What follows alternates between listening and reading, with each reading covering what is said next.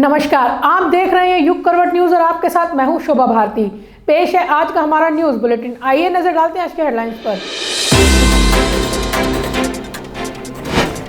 भाजपा में शामिल हो गई मुलायम परिवार की बहू। राज्य मंत्री अतुल गर्ग समेत 15 लोगों ने किया नामांकन और बाहुबली वाले बयान पर मदन भैया ने चेताया। समाजवादी परिवार की बहू भाजपा में शामिल हो गई। मुलायम सिंह के पुत्र प्रतीक की पत्नी अपर्णा ने अखिलेश का साथ छोड़ दिया है। भाजपा अध्यक्ष स्वतंत्र देव सिंह और उप मुख्यमंत्री केशव प्रसाद मौर्य ने उन्हें सदस्यता दिलाई। समाजवादी पार्टी के संरक्षक मुलायम सिंह यादव की छोटी बहू अपर्णा यादव भारतीय जनता पार्टी में शामिल हो गई है। भाजपा के प्रदेश अध्यक्ष स्वतंत्र देव सिंह ने उन्हें भाजपा में शामिल कराया। इस मौके पर यूपी के डिप्टी सीएम केशव प्रसाद मौर्य भी मौजूद थे। अपर्णा यादव को भाजपा की सदस्यता दिलाकर दोनों ने सपा अखिलेश यादव पर जमकर हमला बोला। और सपा के शासन में गुंडागर्दी और गुंडागर्दी को इतना महत्व दिया जाता है कि पश्चिमी उत्तर प्रदेश में कोई बेटी या कोई बेटा या किसान सुरक्षित नहीं रहता है। 5 बजे वो अपना दरवाजा बंद कर लेता था। यदि कोई व्यक्ति किसी को छेड़ देता था, यदि पुलिस गिरफ्तारी कर लेती थी तो मियां जान का फोन आ जाता था। यानी सपा के शासन में अखिलेश यादव की नहीं चलती थी, केवल आजम खान की चलती थी और एक आतंक का माहौल था। अपर्णा को शुरू से लग रहा है कि केंद्र में आदरणीय मोदी जी, राज्य में योगी जी, एक अच्छा सुशासन है, कानून का राज है और ये राज रहना चाहिए। इससे प्रभावित होकर भारतीय जनता पार्टी में शामिल हुई हैं। मैं हृदय से स्वागत करता हूं। और कि उत्तर प्रदेश के पूर्व मुख्यमंत्री और समाजवादी पार्टी के वर्तमान अध्यक्ष श्री अखिलेश यादव जी अपने परिवार में ही सफल नहीं हैं और प्रदेश के मुख्यमंत्री के रूप में भी असफल रहे हैं, सांसद के रूप में भी असफल हैं और उनको इतना लंबा समय भारतीय जनता पार्टी प्रत्याशियों की पहली सूची आई, हमारे माननीय मुख्यमंत्री जी का, मेरा भी नाम पहली सूची में आया, लेकिन अभी भी कहते थे कि हमने बड़ा विकास किया है। जो विकास योजनाएं आती थी उस पर स्टिकर चस्पा करने का काम कि हमने ये शुरू किया है और कोई विकसित क्षेत्र उनके द्वारा जो विकास किया गया उस क्षेत्र से उनके अंदर चुनाव लड़ने की हिम्मत नहीं हो रही है। यह जान करके मुझे आश्चर्य हो रहा है, लेकिन इस समय मैं इस बात को न करके मैं अपर्णा जी का भाजपा परिवार में स्वागत करता हूं। वहीं भाजपा में आने के बाद अपर्णा यादव ने कहा कि मैं हमेशा से पीएम मोदी से प्रभावित रही हूं। राष्ट्र मेरे लिए सबसे पहले है। मैं अब राष्ट्र की आराधना करने निकली हूं, जिसमें मुझे सबका सहयोग चाहिए। अपर्णा ने आगे पीएम मोदी की स्वच्छ भारत अभियान, महिलाओं, रोजगार आदि के लिए चलाए गए अभियानों की तारीफ की। मैं, जैसा कि सभी जानते ही हैं, मैं हमेशा से प्रभावित रहती थी आदरणीय प्रधानमंत्री जी से और मेरे चिंतन में हमेशा राष्ट्र सबसे पहले है। मुझे लगता है कि राष्ट्र का धर्म मेरे लिए सबसे ज़्यादा ज़रूरी है और मैं बस यही बोलना चाहती हूँ कि अब मैं राष्ट्र की आराधना करने निकली हूँ। इसलिए आप सभी लोगों का सहयोग भी बहुत अनिवार्य है और मैं बहुत हमेशा से प्रभावित रहती हूँ जिस प्रकार की कार्यशैली है, चाहे वो स्वच्छ भारत मिशन हो, चाहे वो महिलाओं के लिए स्वावलंबी जीवन हो, चाहे वो रोज़गार हो। मैं हमेशा से भारतीय जनता पार्टी की स्कीम से हमेशा से बहुत प्रभावित रहती हूँ। अपर्णा यादव मुलायम सिंह की दूसरी पत्नी साधना गुप्ता के बेटे प्रतीक यादव की पत्नी हैं। अपर्णा यादव ने 2017 का विधानसभा चुनाव लखनऊ की कैंट सीट से लड़ा था।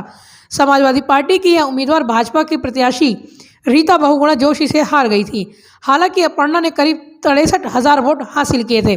उधर रीता बहुगुणा जोशी के सांसद बनने के बाद यह सीट खाली हुई थी, जिस पर 2019 में उपचुनाव हुआ था, जिसमें भाजपा ने ही जीत दर्ज की और सुरेश चंद्र तिवारी चौथी बार विधायक बने थे। ब्यूरो रिपोर्ट, युग करवट न्यूज। गाजियाबाद विधानसभा चुनाव के लिए नामांकन का छठा दिन था। आज 15 उम्मीदवारों ने पर्चा भरा। नामांकन करने वालों में अतुल गर्ग, अजीत पाल त्यागी, सुरेंद्र मुन्नी, विजेंद्र यादव और मदन भैया प्रमुख थे। विधानसभा चुनाव के लिए नामांकन का छठा दिन है। सुबह से ही कलेक्ट्रेट परिसर में नामांकन दाखिल करने वालों का तांता लगा है। सुबह सदर सीट से भाजपा प्रत्याशी अतुल गर्ग, मुरादनगर विधानसभा सीट से भाजपा कैंडिडेट अजीत पाल त्यागी, रालोद और सपा गठबंधन पर लोनी सीट से प्रत्याशी मदन भैया, मुरादनगर विधानसभा सीट पर सपा रालोद प्रत्याशी सुरेंद्र कुमार मुन्नी, मुरादनगर विधानसभा सीट से कांग्रेस प्रत्याशी विजेंद्र यादव, लोनी विधानसभा सीट पर बसपा प्रत्याशी हाजी आकिल और सदर सीट से सपा रालोद गठबंधन प्रत्याशी विशाल वर्मा, मुरादनगर विधानसभा सीट पर बसपा प्रत्याशी हाजी अयूब इदरीसी, लोनी विधानसभा सीट पर कांग्रेस प्रत्याशी यामीन मलिक ने अपना नामांकन दाखिल किया। सुबह सदर सीट से भाजपा प्रत्याशी विधायक अतुल गर्ग कलेक्ट्रेट पहुंचे और नामांकन दाखिल किया। अतुल गर्ग के प्रस्तावक के रूप में पीताम्बर पाल और राजकुमार शर्मा कलेक्ट्रेट पहुंचे। देखिए, जो हमारी सरकार के द्वारा किए हुए काम हैं, केवल वही हमारी रणनीति का हिस्सा है।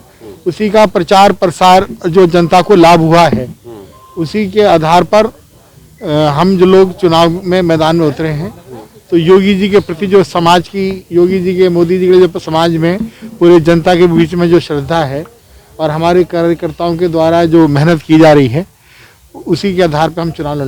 मुरादनगर विधानसभा सीट पर भाजपा ने विधायक अजीत पाल त्यागी को फिर से प्रत्याशी बनाया है। अजीत पाल त्यागी ने भी कलेक्ट्रेट पहुंचकर नामांकन प्रक्रिया पूरी की। उनके प्रस्तावक के रूप में पूर्व मेयर अशु वर्मा और महापौर आशा शर्मा कलेक्ट्रेट पहुंचे। केंद्र सरकार और उत्तर प्रदेश सरकार के द्वारा इस प्रदेश के हित में जो निर्णय लिए गए, जो कार्य कराए गए हैं, उन्हीं को लेकर जनता के बीच में जाएंगे। और रही प्रतिनिधिता की बात, तो उत्तर प्रदेश सरकार द्वारा जो कार्य किए गए, उसके बाद तो प्रतिनिधिता कहीं बची नहीं है।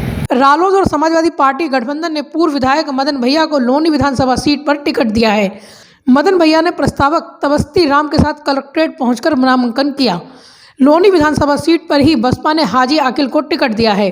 हाजी आकिल ने प्रस्तावक याजूब अली और अनुमोदक बसपा के जिला अध्यक्ष वीरेंद्र जाटव के साथ कलेक्ट्रेट पहुंचकर पर्चा दाखिल किया। आज आप जनता के बीच जाएंगे, विकास के मुद्दे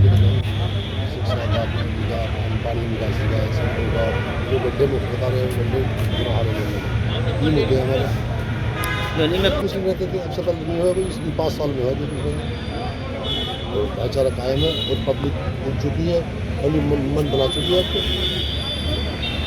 सदर सीट से समाजवादी पार्टी और रालोद गठबंधन के प्रत्याशी विशाल वर्मा एडवोकेट ने प्रस्तावक रालोद के महानगर अध्यक्ष अरुण चौधरी भुल्लन और अफजाल चौधरी के साथ कलेक्ट्रेट पहुंचकर नामांकन किया। विकास है, माननीय राष्ट्रीय अध्यक्ष जी हरीश यादव जी प्रोग्रेसिव पॉलिटिक्स की बात करते हैं, वही विकास है। गाजियाबाद के अंदर साफ सफाई, विकास का जो पहिया रुका हुआ है, उसे आगे बढ़ाना, माननीय अखिलेश यादव जी को आदेशों का पालन कर गाजियाबाद के जनजीवन को राहत, चैन, आराम, विकास की। मुरादनगर विधानसभा सीट पर बसपा प्रत्याशी हाजी अयूब इदरीसी ने भी नामांकन किया। लोनी विधानसभा सीट से कांग्रेस प्रत्याशी यामीन मलिक ने प्रस्तावक रिजवान अली और जमील मलिक के साथ कलेक्ट्रेट पहुंचकर नामांकन की प्रक्रिया पूरी की। इसके अलावा सुभाषवादी समाजवादी पार्टी के साहिबाबाद प्रत्याशी सुजीत तिवारी ने भी प्रस्तावक नागेंद्र मौर्य और अशोक शर्मा के साथ कलेक्ट्रेट पहुंचकर नामांकन किया। मुरादनगर सीट से कांग्रेस प्रत्याशी विजेंद्र यादव ने भी अपने कार्यालय पर हवन करने के बाद कलेक्ट्रेट पहुंचकर नामांकन किया। आज ऐसे लोगों से हमारा मुकाबला है जिनकी ना कोई नीति है, ना कोई सिद्धांत है, ना कोई उसूल है, ना कोई उनका नियम है, ना उनको कोई कार्यक्रम है। वो धार्मिक उन्माद और जातीय उन्माद फैलाकर इस उत्तर प्रदेश का जो अब तक बेड़ा गर्क किया है, हमारी नेता, हमारी दीदी आदरणीय प्रियंका गांधी का ये संकल्प है। पिछले 2 वर्षों में किसानों के सवाल पर, महिला बहन बेटी माताओं के सम्मान स्वाभिमान जो लुटता रहा प्रदेश में, उसकी रक्षा के सवाल पर, छात्रों के शिक्षा के सवाल पर, बेरोजगार नौजवानों के रोजगार के सवाल पर, छोटे व्यापारी ठेली खोमचा पटरी वालों के रोजगार के सवाल पर, जो 2 करोड़ नौकरी देने का वादा किया उन बेरोजगारों के सवाल पर। नामांकन के छठे दिन 15 नामांकन किए गए। नामांकन 21 जनवरी तक किए जाएंगे। ब्यूरो रिपोर्ट, युग करवट न्यूज। लोनी से गठबंधन के उम्मीदवार मदन भैया हैं। भाजपा प्रत्याशी नंदकिशोर गुर्जर ने उन्हें बाहुबली बता दिया था। इस पर मदन भैया ने बयान जारी कर विवाद को तूल दे दिया है। देखिए निशाना किसकी तरफ है ये तो मैं नहीं कहता, लेकिन आपके माध्यम से मैं ये इतना ज़रूर कहना चाहते हैं, हम सांप्रदायिक माहौल को शांत करने वाले लोग हैं, हम विकास करने वाले लोग हैं, और ये ज़रूर कहना चाहते हैं उन लोगों से अपनी मर्यादा ना लागें कि हमारा नाम भी मदन भैया है। जी जी, वही आपसे ये भी जानना चाहूंगा, विकास की बात कही जा रही है, इस बार आपके क्या विकास के मुद्दे रहेंगे लोनी को लेकर खास करके? पहले हाहाकार शांत करना है जी, पहले हाहाकार शांत हो जाए, फिर विकास ही विकास होगा 5 साल। अच्छा योगी जी, गाजियाबाद के शहर विधानसभा सीट पर भाजपा के कई कार्यकर्ता बागी हुए हैं। यहाँ के शुक्ला पार्टी छोड़कर बसपा के टिकट पर चुनाव लड़ रहे हैं, तो आशुतोष गुप्ता और रानी देवश्री के निर्दलीय चुनाव लड़ने की चर्चा है। ये अतुल गर्ग हैं, गाजियाबाद शहर सीट से भारतीय जनता पार्टी के उम्मीदवार, योगी सरकार में राज्य मंत्री भी हैं। अतुल गर्ग ने वर्ष 2017 का चुनाव बसपा उम्मीदवार सुरेश बंसल को हराकर जीता था। इस बार अतुल गर्ग को उनकी ही पार्टी के बागियों से संघर्ष करना पड़ रहा है। अब इनसे मिलिए, ये है के शुक्ला। 2 दशक से भी ज्यादा समय तक भारतीय जनता पार्टी में राजनीति करते रहे, फिलहाल तक भी भाजपा के क्षेत्रीय उपाध्यक्ष थे। अब पार्टी बदलकर बसपाई हो चुके हैं। बसपा ने इनको अतुल गर्ग के सामने टिकट भी दे दिया है। शहर विधानसभा सीट पर अनेक भाजपा कार्यकर्ता चुनाव लड़ने का मन बना रहे हैं। ये सभी भाजपा के बागी उम्मीदवार के रूप में चुनाव लड़ेंगे। इससे भाजपा उम्मीदवार अतुल गर्ग की मुश्किलें खत्म नहीं हो रही हैं। यह सिलसिला यही नहीं रुक रहा। सुनने में आ रहा है कि भाजपा के ही नेता आशुतोष गुप्ता और रानी देवश्री भी अतुल गर्ग के सामने भाजपा के बागी के रूप में चुनाव लड़ने का मन बना रहे हैं। इस तरह से भाजपा उम्मीदवार अतुल गर्ग को अपने ही लोगों से मुकाबला करना पड़ रहा है। अतुल गर्ग के चुनाव कार्यालय पर हुए हवन में भी महानगर संगठन के पदाधिकारी नजर नहीं आए। यह बात शहर में चर्चा का विषय बनी हुई है। आशित त्यागी, युग करवट। समाजवादी पार्टी के राष्ट्रीय अध्यक्ष अखिलेश यादव भी विधानसभा चुनाव लड़ेंगे। अखिलेश का यह पहला विधानसभा चुनाव होगा। चर्चा है कि वो आजमगढ़ की किसी सीट से नामांकन कर सकते हैं। वीओ अखिलेश यादव। उत्तर प्रदेश विधानसभा का चुनाव अखिलेश यादव लड़ेंगे। पार्टी के सूत्रों से मिली जानकारी के मुताबिक सपा राष्ट्रीय अध्यक्ष अखिलेश यादव 2022 के विधानसभा के चुनावी मैदान में खुद मैदान में उतरेंगे। सपा सुप्रीमो अखिलेश यादव के मैनपुरी से चुनाव लड़ने की चर्चाएं शुरू हो गई हैं। चर्चा ये भी मैनपुरिया करहल विधानसभा सीट से अखिलेश यादव के मैदान में उतरने की है। हालांकि आधिकारिक रूप से इसे लेकर कोई बयान सामने नहीं आया है।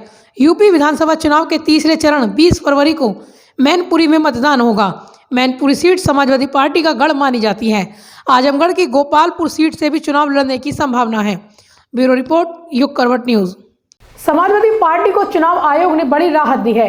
14 जनवरी को स्वामी प्रसाद मौर्य सपा में शामिल हुए थे। तब भीड़ एकत्र करने पर चुनाव आयोग ने सपा नेताओं के खिलाफ रिपोर्ट दर्ज करा दी थी। अब मुकदमे में राहत दे दी गई है। चुनाव आयोग ने समाजवादी पार्टी को बड़ी राहत दी है। कोविड-19 की गाइडलाइन के खिलाफ जनसभा करने के लिए समाजवादी पार्टी को चुनाव आयोग ने हिदायत देकर छोड़ दिया है।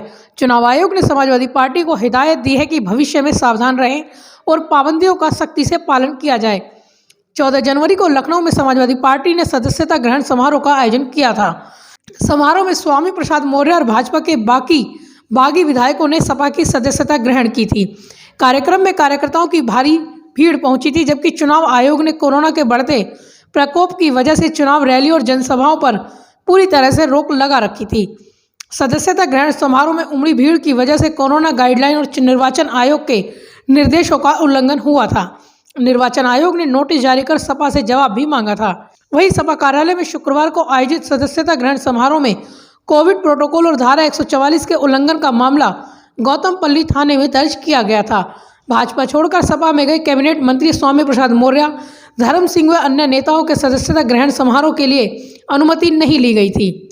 चुनाव आयोग ने 9 जनवरी को आदर्श आचार संहिता लागू की थी। उस दिन घोषणा हुई थी कि 15 जनवरी तक रैली, जुलूस व बैठक का आयोजन नहीं किया जाएगा। इसकी सूचना सभी राजनीतिक दलों को दी गई थी, लेकिन सपा के कार्यकर्ताओं ने चुनाव आयोग के निर्देशों का खुला उल्लंघन किया है। चुनाव आयोग ने सपा को भविष्य में सावधान रहने और पाबंदियों का सख्ती से पालन करने की हिदायत दी है। साथ ही यह भी कहा है कि सपा ने मौजूदा चुनाव में पहली बार कोविड-19 की गाइडलाइन का उल्लंघन किया है, इसलिए उसे भविष्य में सतर्क रहने और सभी दिशा निर्देशों का पालन करने की चेतावनी दी गई है। ब्यूरो रिपोर्ट, युग करवट न्यूज। नोएडा में भी नामांकन प्रक्रिया चल रही है। यहाँ आज कांग्रेस उम्मीदवार पंखुड़ी पाठक ने नामांकन किया। यहाँ भाजपा ने पंकज सिंह को प्रत्याशी बनाया है। नोएडा विधानसभा से कांग्रेस प्रत्याशी पंखुड़ी पाठक ने अपना नामांकन पत्र दाखिल किया।